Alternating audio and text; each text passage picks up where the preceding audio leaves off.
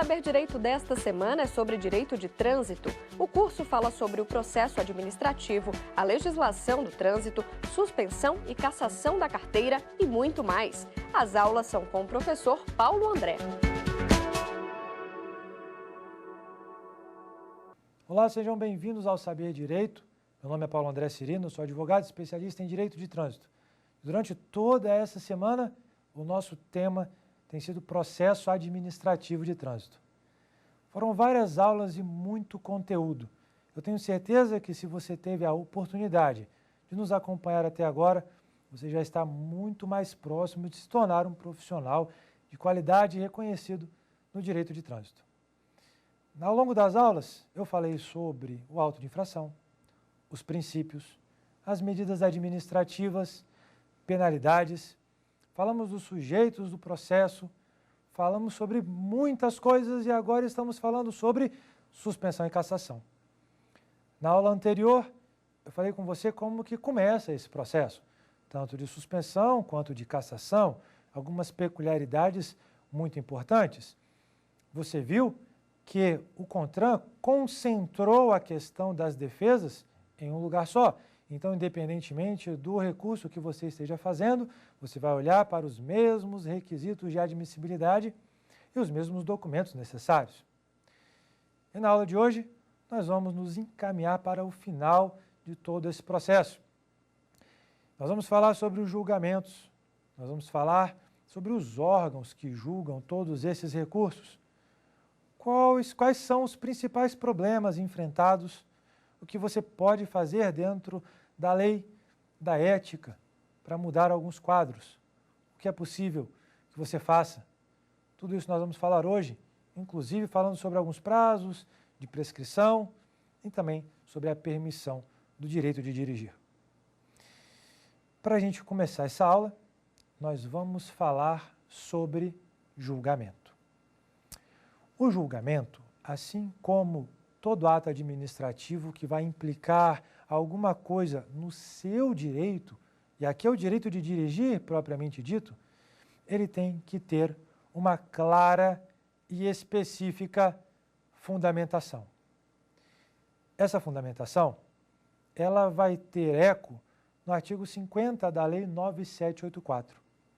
Essa lei, que trata do processo administrativo federal, também traz informações importantes de aplicação ao direito de trânsito como um todo. A fundamentação, ela tem dois pilares importantes. Ela vai ter que falar da situação de fato e da situação de direito. Então, quando alguém for julgar o seu recurso e você estiver analisando aquele julgamento em um processo de suspensão ou de cassação e também de multa, você tem que ter ali uma decisão fundamentada. A decisão sempre tem que ser fundamentada sob pena de nulidade, tanto na defesa prévia, quanto no recurso à Jari, ou no terceiro recurso ao CETRAN, ao CONTRANDIF, ao CONTRAN ou ao colegiado especial. Todos eles têm que trazer uma clara fundamentação. É importante dizer que não há impedimento quanto à fundamentação aliunde. E o que vem a ser a fundamentação aliunde? Por exemplo, se na defesa prévia, no processo de multa, de suspensão ou de cassação, eu aleguei que não teve a notificação, que a notificação foi nula e por isso aquele processo tinha que ser anulado. Eu só falei isso e de uma forma correta, fundamentada. A autoridade de trânsito, ao julgar a minha defesa, ela fala, olha, está aqui a prova, estou juntando a prova de que você foi notificado. Tem assinatura do AR ou alguma outra forma de comprovação. Eu estou comprovando isso. É absolutamente válido esse procedimento.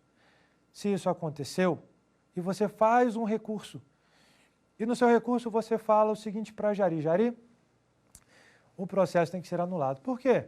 Porque falta uma notificação. Veja, você repete exatamente o que já foi dito lá. A Jari vai pegar aquele recurso, ela vai analisar e falar assim, tá, ele alegou isso na defesa prévia, a defesa prévia falou que foi notificado, ela juntou um comprovante, tem uma prova que lembra do princípio da cooperação, ela apresentou aquela prova ali. Depois disso, a Jari, será que ela precisará necessariamente fundamentar de alto a baixo tudo o que está acontecendo novamente? Não. Ela poderá, nesse caso, por exemplo, ela poderá se valer da fundamentação aliunde que fala: eu vou simplesmente concordar com tudo que a defesa prévia falou, porque você não trouxe argumentos novos, você não combateu o que ela tinha falado. Por isso, eu estou concordando e tomando como minhas as argumentações da defesa prévia. Neste caso, nós vamos ter ali a fundamentação aliunde, que poderá ser de um parágrafo e não terá nenhuma nulidade nesse caso. É importante, então, que todo o processo ele seja organizado e você tenha acesso a todas as decisões. Mas não apenas a isso. Como eu disse em outra aula, é importante que você analise quem é que faz parte da Jari, a tão conhecida Jari. Quem são os membros que estão lá? Você já sabe? Você sabia que este é um requisito de validade para o nosso processo? Sim. Os membros da Jari, eles são nomeados para exercer um cargo. Eles são nomeados para exercer um cargo, assim como os membros do CETRAN, por exemplo. Isto é, eles não fazem parte para sempre daquela Jari. Eles são convidados a desempenhar um importantíssimo papel na nossa administração pública e no nosso país, que é de falar: olha, você que é administrado, você pode ter certeza de que nós iremos analisar aqui o seu processo. As pessoas que estão aqui não estão aqui por cabide de emprego. As pessoas que estão aqui não estão aqui porque deviam favorar alguém e está sendo pago. Não. As pessoas que estão na Jari e no CETRAN, elas têm competência, elas têm comprometimento, elas estão fazendo o melhor possível. Nós pegamos os melhores que tinham na sociedade e na administração pública, aqueles que estudam o processo, aqueles que sabem o que estão fazendo para julgar esses recursos, porque nós queremos ter lisura e nós queremos ter os atos perfeitos. Era assim que deveria ser esses órgãos colegiados. E acredito que quando alguém com competência para fazer essa nomeação o faz, ele está pensando dessa forma, não apenas em relação à Jari, mas também ao CETRAN e aos demais órgãos e à defesa prévia quando tem uma delegação. É importante fazer esse registro, pois, historicamente, um dos maiores desafios enfrentados no Brasil foi o problema com a qualificação dessas pessoas. Muitas vezes você tem alguém julgando um recurso como se fosse simplesmente um pedaço de papel, e não é. É importante você que me acompanha nesse momento, você que faz parte da administração pública e tem essa responsabilidade, que você saiba que você está decidindo a vida de alguém. Você não está simplesmente julgando mais um recurso, eu tenho uma meta para cumprir e eu vou julgando todos que eu puder. Não. Você tem responsabilidade com a vida de alguém. Você pode estar suspendendo quem não deveria estar suspenso e aquela pessoa depende da habilitação para trabalhar. Você poderia estar suspendendo, aplicando uma multa ali para quem não deveria, porque o processo está errado e aquela pessoa está perdendo toda a possibilidade de colocar comida na mesa de sua família. Trabalhar com direito de trânsito, os processos e os julgamentos, ele é muito importante. E por vezes falta uma conscientização na administração pública e da administração pública para tratar desse assunto com seus membros. É necessário falar especificamente com eles o que eles estão fazendo ali, por que eles estão ali e o que se espera. Então, quando você for fazer o seu processo, fazer o seu recurso, dê uma olhada em quem está julgando. É necessário que no site desses órgãos tenha lá um local dizendo quais são os membros da Jari, quando eles foram nomeados, que competência eles têm, até quando vai efetivamente o mandato deles. Porque, acredite ou não, às vezes você tem julgamentos sendo feitos por pessoas que já não têm mais mandato. Isso acontece. E por que ninguém vê? Falta de publicidade. Então você pode exigir isso daí na administração pública. Exija. É um direito de todo mundo, inclusive o seu, que vai litigar agora, tanto no âmbito administrativo quanto no judicial. Então, quando você está nesse processo e você submete o seu recurso à Jari, vai ter uma comissão que, como eu já disse, não é, por exemplo, do Detran ou do DR, mas funciona junto a ele. E é composta por pelo menos um membro do órgão autuador, do Detran, por exemplo, mas eu tenho que ter ali uma pessoa com conhecimento em matéria de trânsito. Você sabia disso? Há uma exigência na resolução 357 do CONTRAN, que fala do regimento interno da Jari. Há uma exigência. Lá eles falam, olha, uma cadeira cativa das pessoas que vão estar aqui para julgar esse recurso tem que ser de uma pessoa que vai vir aí, por exemplo, da sociedade e tenha conhecimento na área de trânsito. E aí eu vou te fazer uma pergunta para que você nos ajude a melhorar esse sistema, para que você nos ajude a melhorar o nível e a qualidade da própria administração pública. Na Jari da sua cidade, do seu estado, a pessoa que ocupa esse lugar com notória especialização, com conhecimento da área de trânsito, será que ela realmente cumpre esse requisito? Será que realmente ela está lá e ela tem qualificação para estar lá? Porque, veja, se ela não estiver, se ela não tiver esse requisito, se ela não tiver esse conhecimento, você tem a nulidade da formação da Jari. E se a formação da Jari for nula, todos os processos que estão sendo julgados e que já foram julgados por aquela comissão viciada também o são. Qual é o seu papel, então, hoje, como operador do direito? Exigir que a administração pública, aquela que está nomeando essas pessoas, demonstre o simples requisito, pelo menos quanto a essa. Fala assim, olha, essa aqui que está julgando recursos, que está falando do direito de trânsito, que está negando provimento ao meu recurso, simplesmente falando que a infração foi cometida, às vezes, ela tem competência mesmo? De onde que vocês tiraram que ela tem essa competência? E você vai poder questionar isso na administração pública, no Ministério Público e no Poder Judiciário. Isso é muito sério, isso pode revolucionar todo o sistema processual administrativo de trânsito. Então, você na sua cidade, você no seu estado, tem essa incumbência agora para fazermos melhor. Continuando o nosso assunto, você já viu que tem uma pessoa do órgão, que tem uma pessoa com conhecimento na área de trânsito, mas também vai ter uma outra, pelo menos 3, pode ter mais pessoas, mas pelo menos 3. Essa outra pessoa, ela tem que estar ligada a uma entidade da sociedade ligada à área de trânsito. Então, a própria sociedade vai indicar também essa pessoa para compor a Jari. E lembre-se, cada uma Jari tem que ter esse representante. Se você tem uma Jari no DR, no Detran, no município, na PRF, no DENIT, sempre vai ter que ter alguém ali do órgão, com outra pessoa com notório conhecimento e outra pessoa que vem da sociedade de uma entidade ligada à área de trânsito. Então, vem pessoas de fora do órgão para julgar os seus recursos. Volto a dizer, você tem o direito de verificar se essas pessoas que estão lá têm o direito de estar.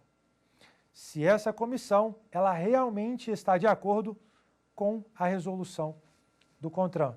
E, obviamente, se ela está lá para fazer o melhor trabalho possível. Quando essa comissão pega o seu recurso, ela vai julgar e vai ter 2 caminhos básicos. Ou ela vai falar, olha, dou provimento ao seu recurso, no sentido de arquivar a suspensão, a cassação, a multa, ou ela vai falar, nego provimento ao seu recurso. E com isso, você vai poder ir um passo além com mais um recurso. Mas calma. Se for negado provimento ao meu recurso, eu vou poder fazer mais um. E aí o CETRAN, que tudo que eu falei até agora se aplica também ao CETRAN e aos demais órgãos. Tudo. Eles vão também ter ali a obrigação de julgar da melhor forma possível o meu recurso. Que se você está me vendo, você vai fazer um recurso excepcional também, sempre dentro da legalidade. Pois quem faz recurso simplesmente por fazer, está indo na contramão dos princípios que queremos resgatar para o nosso país. Então, quando eu falo que você faz um recurso, você viu uma ilegalidade, você está apontando aquela ilegalidade. E agora fala, CETRAN, dá uma olhada aqui. E tudo que eu falei antes também vai caber ao CETRAN analisar. Mas, e se por acaso, a Jari, voltando um pouco, se a Jari fala bem assim, olha, eu analisei o seu recurso e você tem razão. Esse processo tem um vício. Esse processo tem que ser anulado. E aí ela dá provimento, ela fala, você está certo, vamos arquivar, mas calma.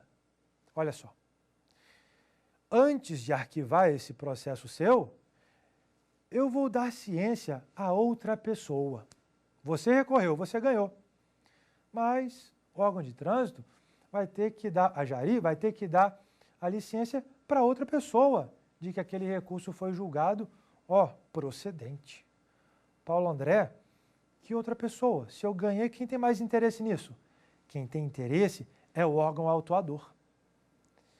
Pode parecer estranho, mas o órgão autuador, ele tem direito a recorrer contra a Jari. Calma, vamos voltar um pouquinho no tempo para você não fazer confusão. Vem cá comigo. Foi feita aqui a abertura do processo de suspensão, por exemplo. Você fez a defesa. A autoridade de trânsito, nesse caso do Detran necessariamente, ela fala, você não tem razão. E aí, diante disso, você fala, vou fazer um recurso para a Jari? E você faz. E aí a Jari olha o seu recurso e fala, você está certo. Logo, o Detran está errado. O que vai acontecer nesse caso? Nesse caso, o processo, então, vai começar um sistema para ser arquivado. Mas antes disso, a Jari fala, espera aí um pouquinho.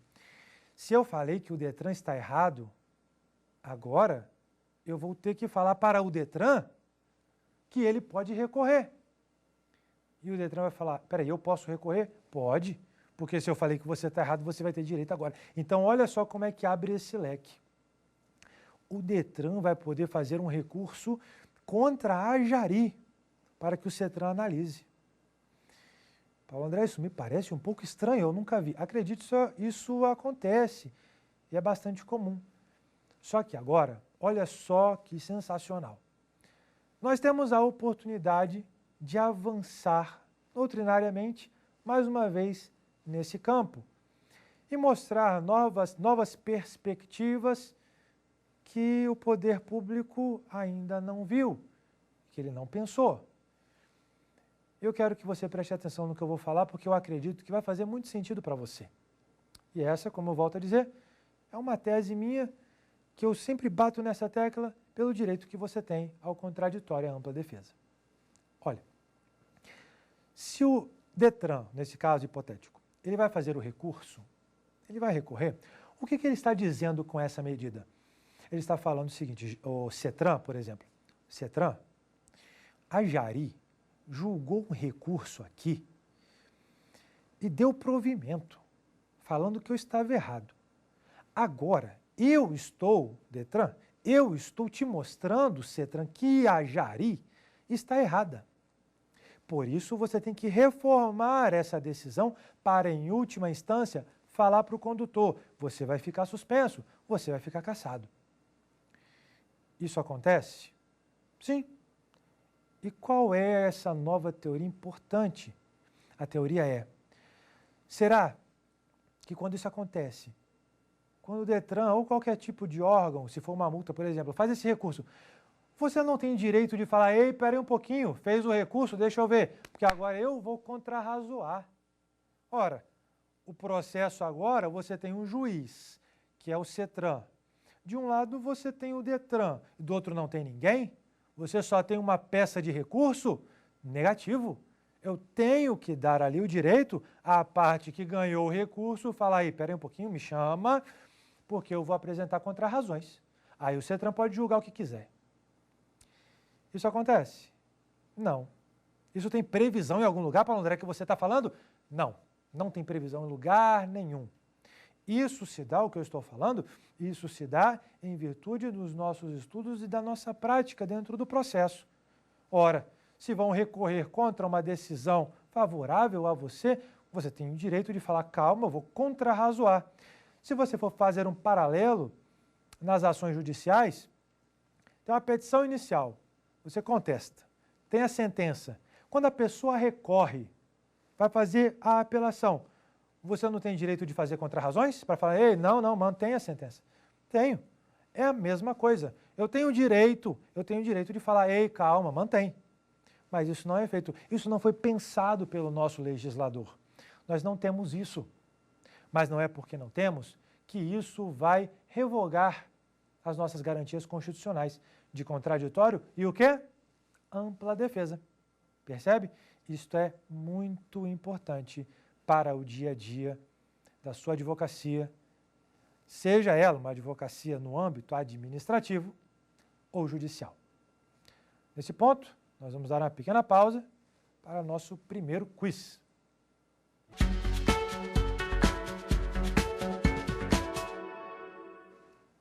Sobre o julgamento das defesas e recursos de trânsito, assinale a alternativa correta. A. Os julgamentos não necessitam de fundamentação, bastando apenas a indicação do resultado, deferido ou indeferido. B. A jari é composta exclusivamente por membros do órgão autuador. C. O órgão autuador pode recorrer do resultado da decisão da jari. D. Após o julgamento do recurso, em última instância, não é mais possível discutir o mérito da causa, nem mesmo no Poder Judiciário. Vamos ao gabarito. Letra C. O órgão autuador, ele pode recorrer do resultado da decisão da jari. E quais são os erros que estão nas outras alternativas? A. Os julgamentos não necessitam de fundamentação. Imagina só, né? Bastando apenas a indicação do resultado deferido ou indeferido.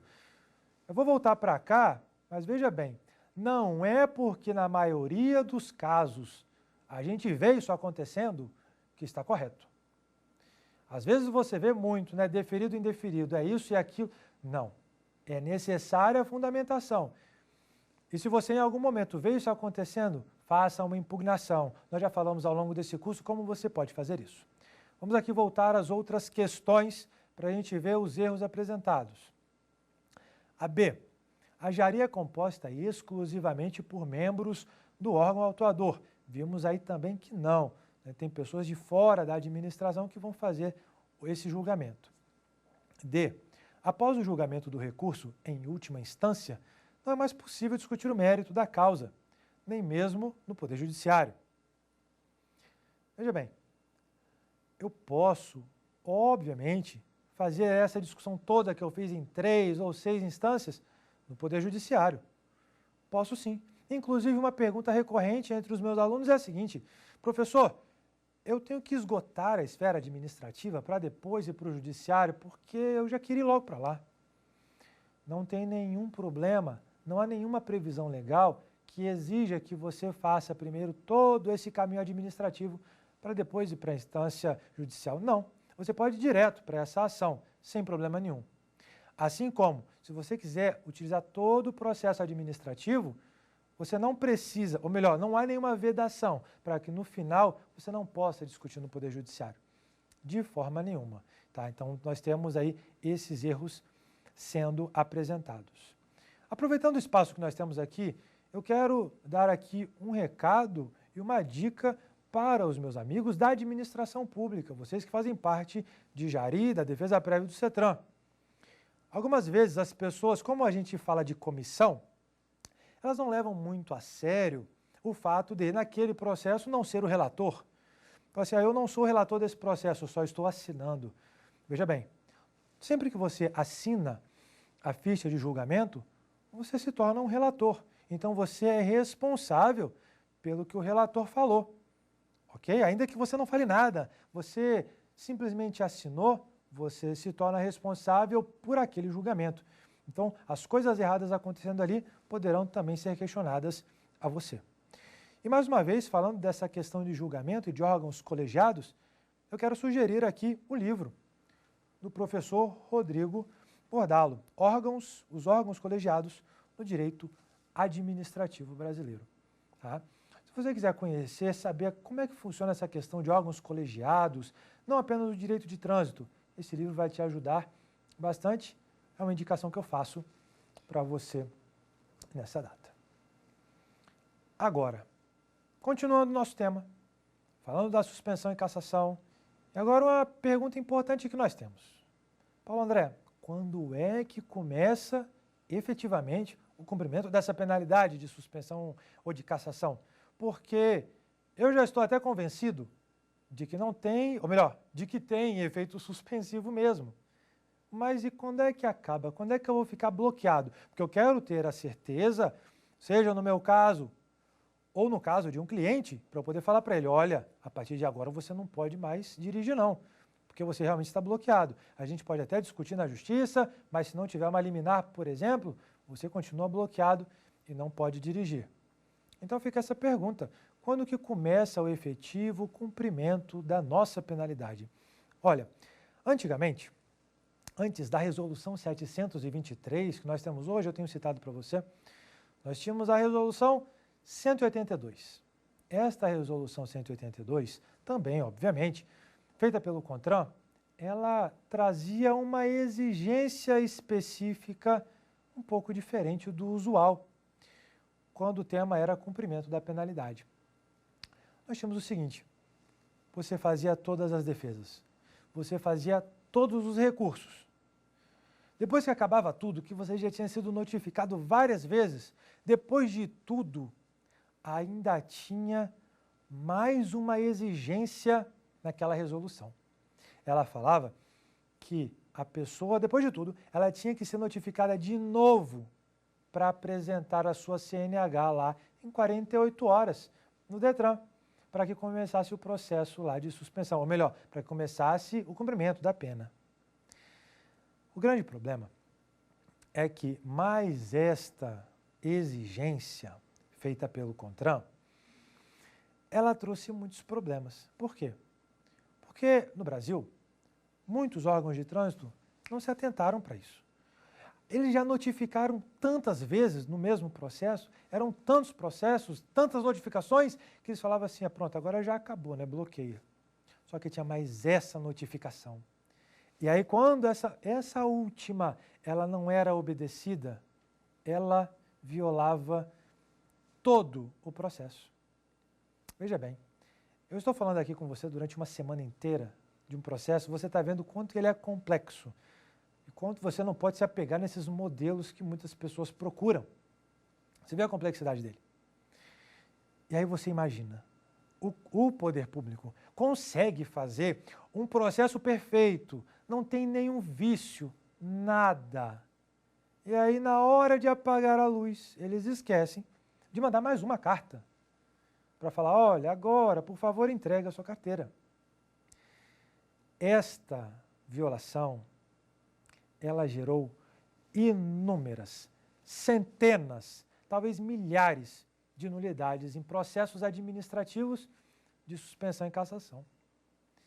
As pessoas olhando e falam assim, faltou uma notificação, olhou lá, Poder Judiciário, está tudo bonito, perfeito, só que você acredita que esqueceram de me notificar para entregar a carteira? E aí, DETRAN, e aí? Não tem. Então anula tudo. Eles não fazem ideia da quantidade de processos anulados em virtude disso no Brasil nos últimos tempos, em virtude dessa resolução revogada, é bom que se diga, 182. Ela foi revogada porque veio uma outra resolução, que é a 723, que eu já citei para você aqui em várias aulas. Hoje não tem mais isso. Hoje não precisa mais dessa última notificação apagar das luzes, não. Agora, a forma de você começar realmente a cumprir a sua penalidade é diferente. Existem basicamente 3. Veja bem, quando você é notificado para apresentar a sua defesa ou seu recurso, você pode fazê-lo ou não. Você fala, não quero fazer recurso nenhum, deixa esse negócio para lá que eu não quero. Ótimo. Nesse caso aí, na notificação de penalidade, porque ele vai te entregar, essa é obrigatória, ele vai determinar um prazo ali para você. Olha, se você não apresentar recurso, você tem até o dia tal para entregar a sua carteira. E se você não entregar, eu vou bloquear. Ponto. Simples assim. Desse jeito. Mas, Paulo André, eu apresentei recurso, hein? Apresentei um monte de recursos. Todos os possíveis eu apresentei. E aí? Quando é que se eu perder tudo, como é que vai ser isso? Também, na última notificação, falando lá sobre o julgamento, o derradeiro julgamento, vai falar, olha, Agora você vai ter aí até o dia tal, geralmente a administração vai fazer em dias diferentes, um pouco mais de tempo, mas pode ser no dia subsequente ao fim do processo, para você entregar a sua carteira. Fora isso, já vou te bloquear. Nós temos uma terceira possibilidade. A terceira possibilidade é a seguinte: eu não quero recorrer, eu cometi essas infrações, essa suspensão é legítima e eu não tenho muito o que fazer. Então, sabe o que eu decidi? Antes disso, mesmo antes de qualquer coisa, está aqui, eu estou entregando a minha carteira. E aí, você começa já a pagar a sua suspensão antes de acabar o processo, porque você decidiu, de uma forma espontânea, a entregar a sua CNH e falar: começa, por favor, essa penalidade, porque não tem erros, está tudo certo e eu não vou recorrer. Então, existem basicamente essas três possibilidades de começar a cumprir a penalidade. Uma vez que está bloqueado, prontuário bloqueado, não pode dirigir, já vimos aí o que pode implicar se você dirigir suspenso, por exemplo, uma cassação, começa a contar o prazo da sua penalidade. E aí você vai ver, porque cada caso é um caso, diferente da cassação, onde o prazo é de 2 anos, fixo. Na suspensão pode variar, dependendo do seu caso concreto ou do seu cliente, por exemplo. E aí, vamos pensar numa suspensão de 6 meses. Ficou suspenso por 6 meses. A minha pergunta é a seguinte: você entregou a sua CNH, começou a contar o tempo ali da suspensão, começou a contar. Passaram 6 meses. Direitinho, você contou rigorosamente, 6 meses passaram. E aí você vai lá no Detran e fala: Detran, tudo bem, aprendi a minha lição, muito obrigado por tudo, mas por favor, devolva a minha carteira, porque eu quero voltar a dirigir, estou precisando, tenho que trabalhar, eu tenho que fazer um monte de coisa. Aí o Detran fala: claro, só um minuto. Vai olhar o sistema e falar: realmente, o senhor ficou suspenso por 6 meses, não tem nenhum registro de que o senhor foi autuado dirigindo, parabéns por ter seguido as nossas orientações. Mas eu estou vendo aqui que o senhor não fez o curso de reciclagem. E ele fala: curso de reciclagem? É, exatamente. O curso de reciclagem, eu já falei isso para você, ele é uma penalidade acessória. Então é suspensão mais curso de reciclagem.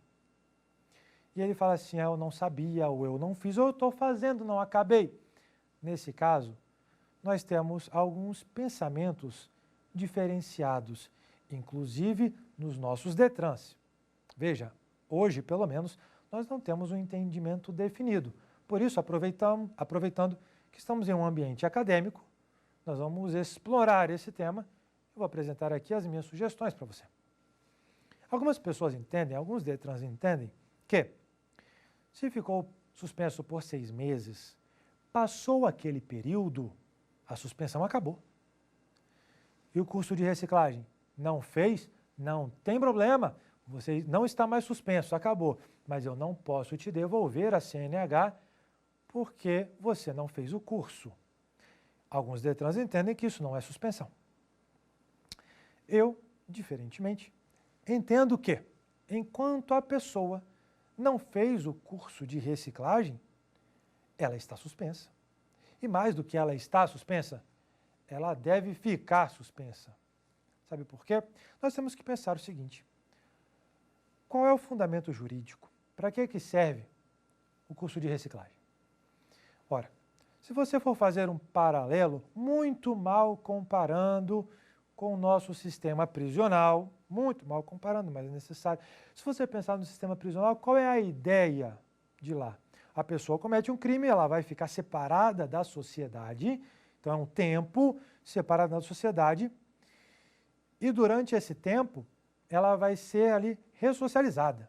Nós vamos trabalhar aquela pessoa, reformar aquela pessoa para que ela possa ser reinserida na sociedade melhor. Então, não é simplesmente abrir a cela, joga a pessoa, fecha a cela, daqui a 5 anos eu volto e tiro você daí. A ideia não é essa.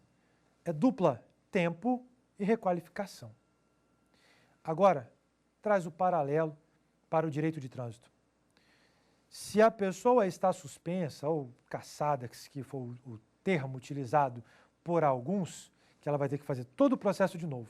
Mas na suspensão, se for somente um período, eu fico suspenso e depois eu volto.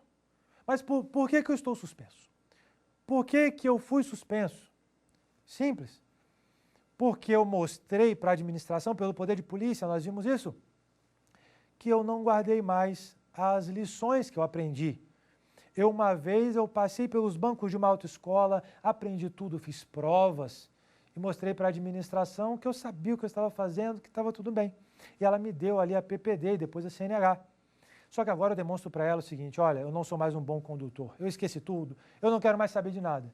Ela, tudo bem, vou te suspender. Então tá bom, vou ficar aqui 1 mês, 2 meses, 1 ano, não interessa. Depois eu volto. Voltou melhor? Não, por quê? Porque você só deixou ele lá aquele período. Então, o tema da reciclagem, ele perde todo o seu conteúdo, todo o seu valor, se você pensa desse jeito. Dessa forma, assim como eu fiz o paralelo com o direito penal, acredito que a pessoa deve ficar suspensa até que ela faça o curso de reciclagem. Em alguns casos também a prova, pois somente com o curso ela vai poder repensar. Somente com o curso ela vai poder falar o seguinte, eu errei, eu realmente coloquei o pé um pouco mais pesado nesse acelerador, eu não cometi tantas coisas erradas, mas eu cometi muitas coisas erradas no trânsito, eu estou errado. E as aulas vão servir para fazer isso. Se você não coloca ela nas aulas, não há melhora. E se não há melhora, o trânsito continua a piorar. Por isso, no meu entendimento, a suspensão só termina com 2 requisitos, prazo e curso de reciclagem. Bom, diante disso, nós vamos pensar aqui o seguinte, o que as nossas resoluções falam? Ela fala simplesmente assim, quando a pessoa está suspensa, está lá fazendo o seu período. Durante esse período, ela tem que fazer o curso de reciclagem. Se acaba o período e ela não fez o curso de reciclagem, o bloqueio dela vai ser mantido. Ela não poderá renovar, ela não poderá mudar de categoria, ela não poderá fazer nada até que ela apresente o curso de reciclagem. Ora, e aí é que vai o confronto com o entendimento de alguns DETRANs.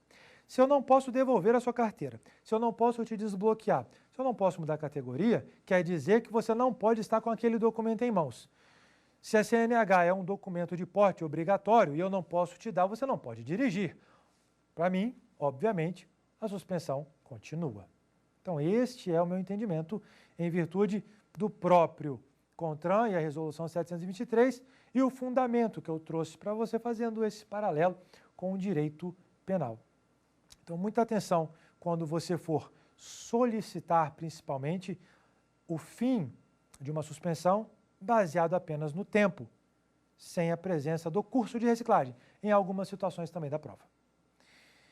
Diante dessas informações, convido você para a gente fazer mais um quiz.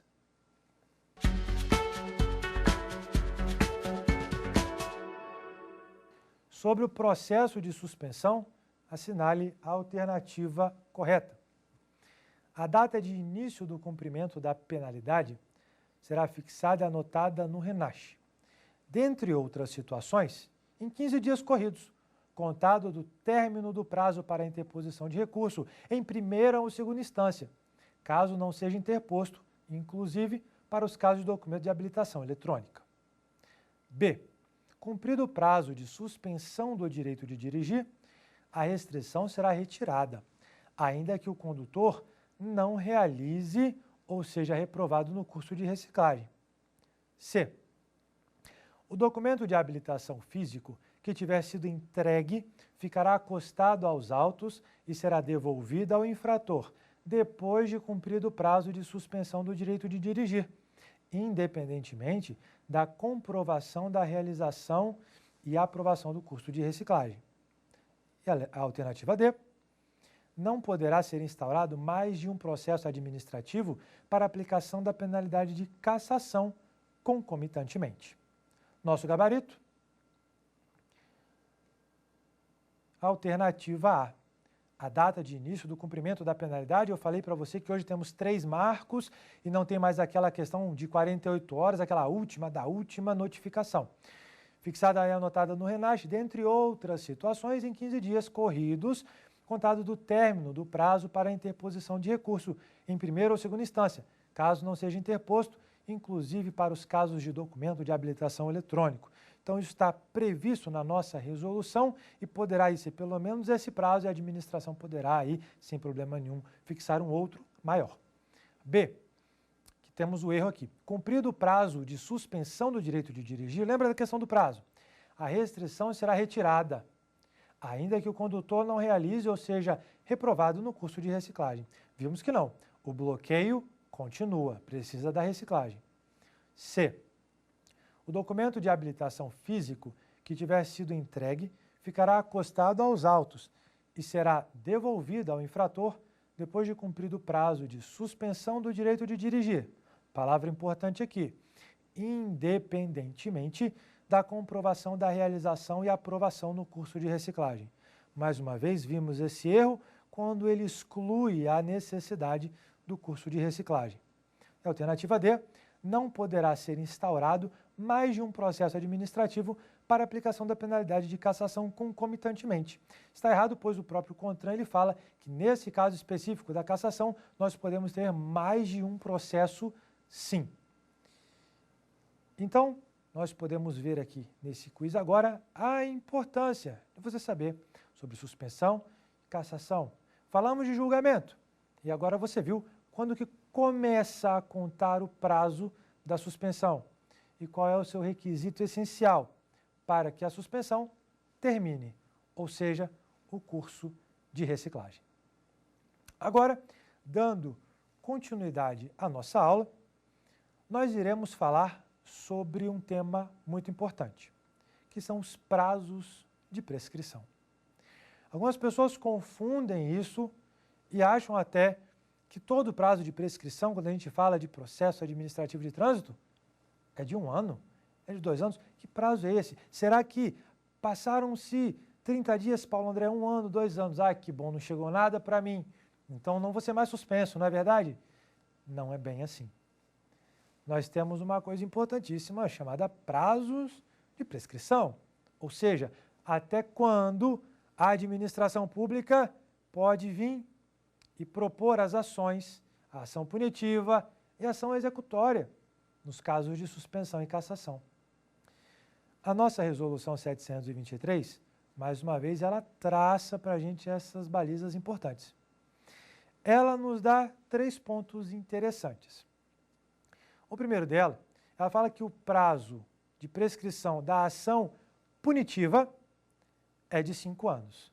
Ou seja, o Detran ele vai ter até 5 anos para começar esse processo de suspensão ou de cassação contra você. Tenha cuidado com isso. Está no artigo 24 dessa resolução.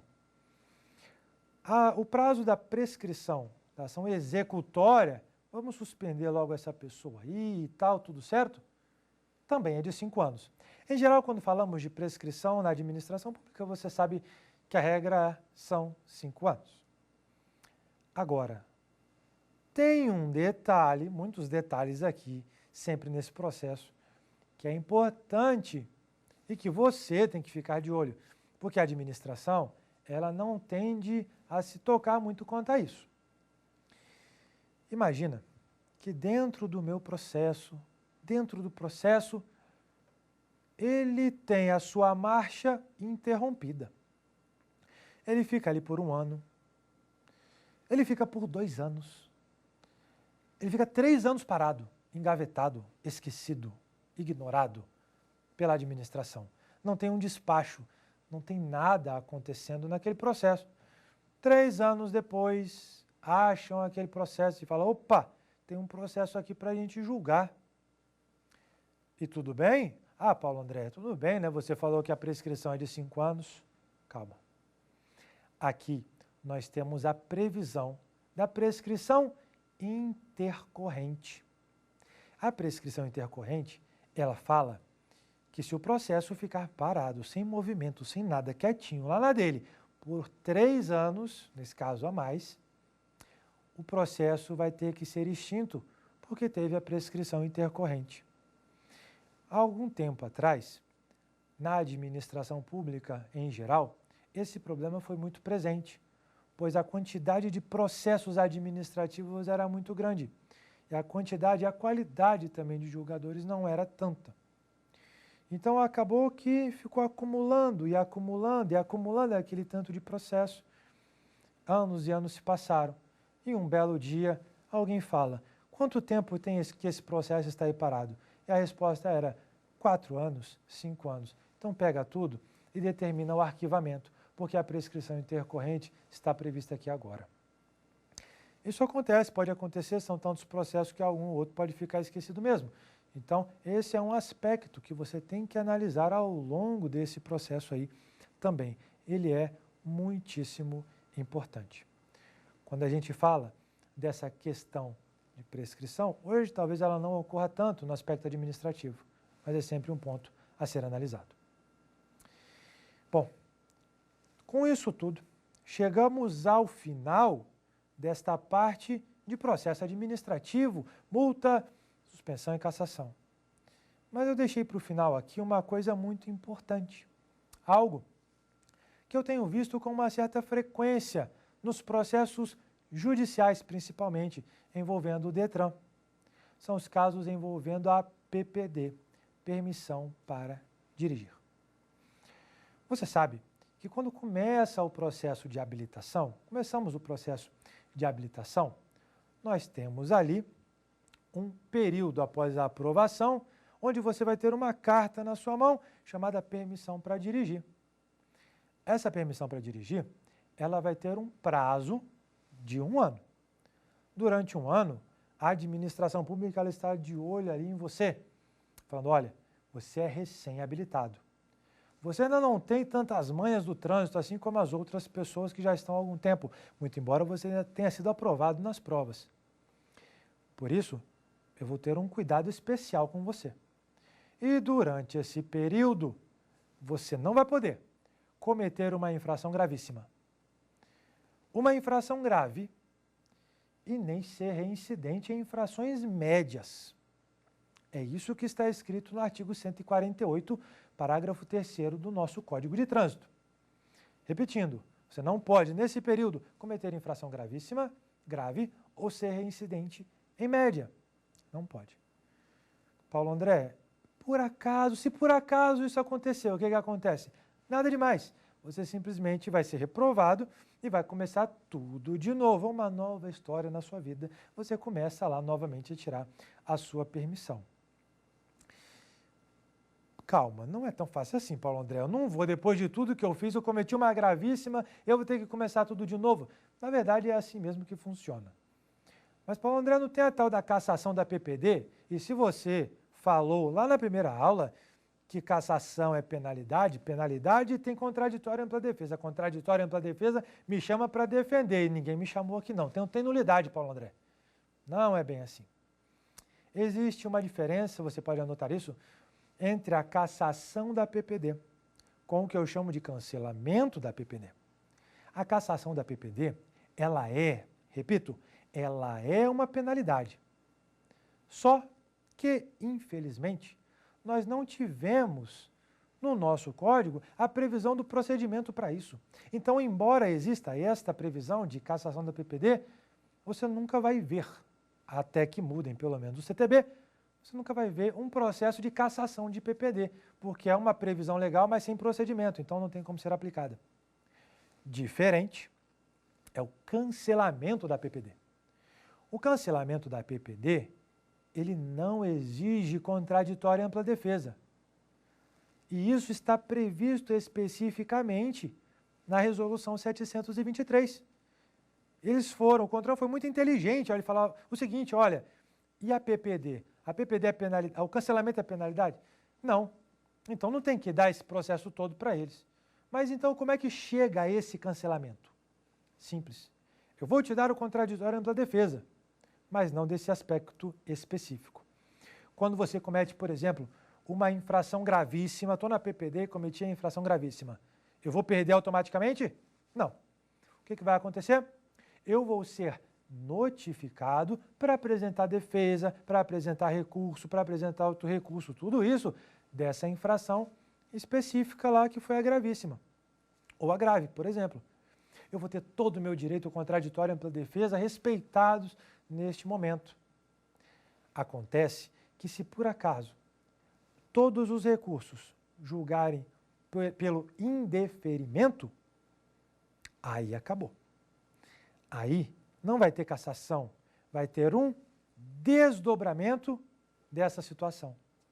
E o desdobramento está no artigo 148, parágrafo 3º mesmo, que ele fala, ó, aconteceu isso daqui, então o que que faz? Começa tudo novamente.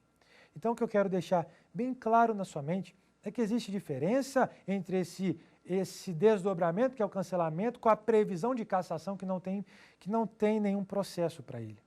Então, quando esse direito é desrespeitado no que tange a multa, aí você tem uma nulidade. Fora isso, não. Esse desdobramento simplesmente vai falar, acabou o seu processo da multa que desdobra no cancelamento. E aí você não tem, então, nenhuma nulidade neste sentido. Se você quer saber um pouco mais, fala assim, Paulo André, é um mundo, Paulo André, o direito de trânsito é um mundo, não é? É um mundo. Eu quero me especializar um pouco mais nisso, Paulo André. Onde é que eu procuro? Vou sugerir para você, mais uma vez, um passo a passo bem rápido. Meu livro da legislação de trânsito, você vai ter aqui todo o CTB passo a passo para você, inclusive com a questão do processo. Esse livro vai te ajudar a começar nessa carreira, sem dúvida nenhuma. E agora, para a gente fechar mais essa aula, nós vamos ao nosso terceiro quiz.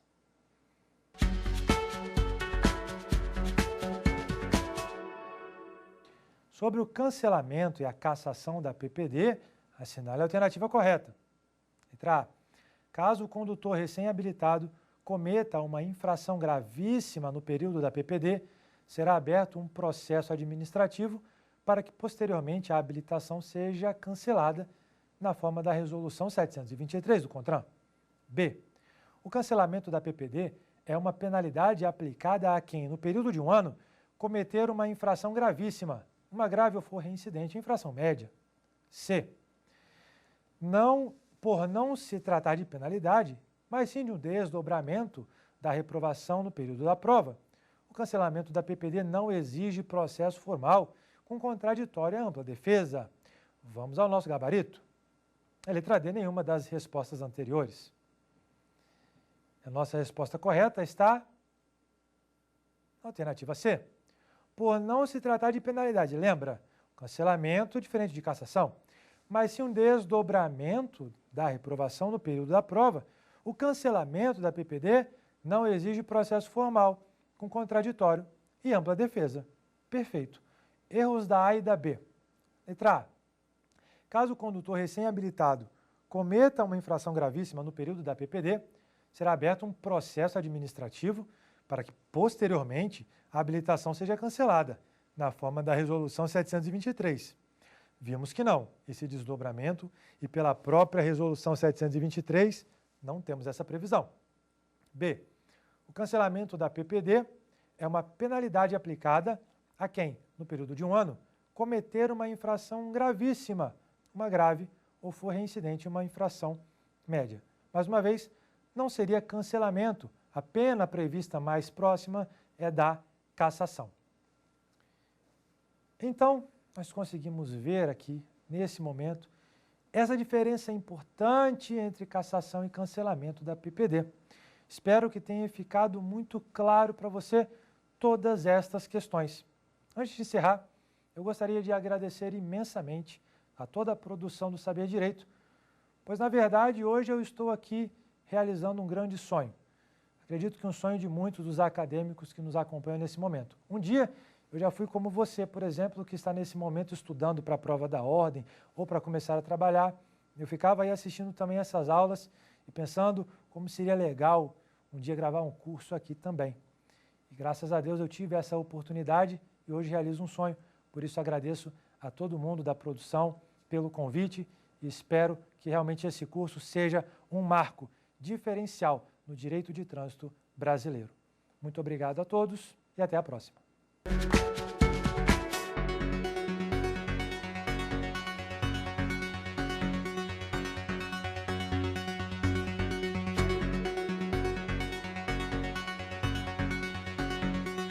Ficou com dúvidas? Então mande um e-mail pra gente, saberdireito@stf.jus.br, ou entre em contato pelo nosso WhatsApp. O número é este que aparece na sua tela.